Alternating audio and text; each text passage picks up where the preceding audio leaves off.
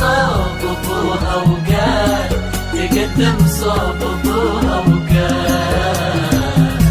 يا عم جيتك لحد بيتك، ليت بنتك انا تقدم على المله بشرع الله، ونص الدين بتناني مرادي طلب وادي، طلبتك بولها ليتم فقير الحال فقير المال، غني المبدا غالي الهم، أعف النفس وصلي الخمس وراعي ربي الأعظم، ومهما صار مع الأقدار أمرضى باللي دم قسم.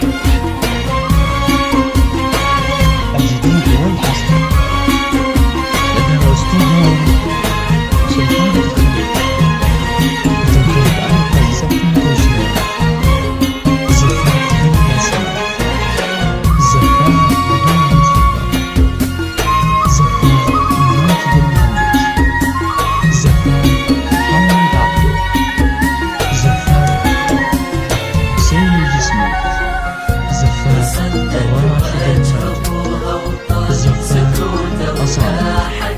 المميز والحصري لدى أستاذ سلطان الخليل، للطلب أو الاستفسار 0505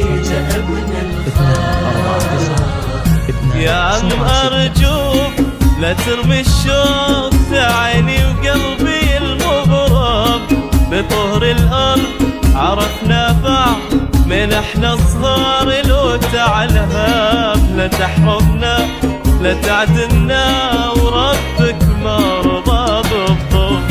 يا عم ناظر ترى الخاطر يديها من سنين انكب، يا راعي الخير هوانا طيب لا توقف في طريق الحلم، وخذ مني وعد اني اخليها في مجرى الدم.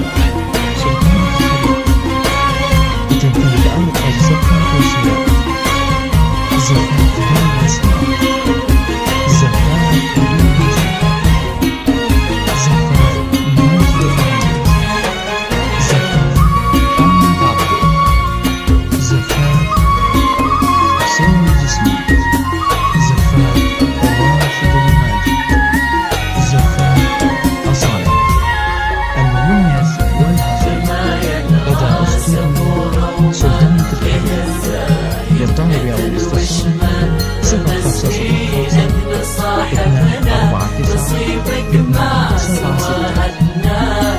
نصيبك ما سوادنا.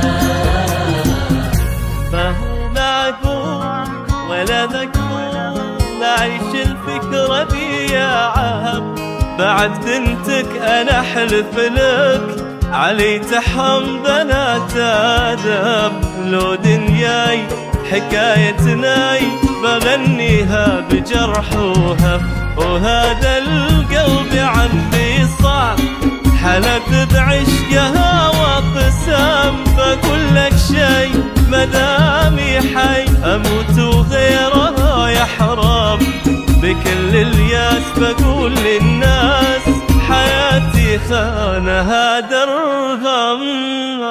سمعنا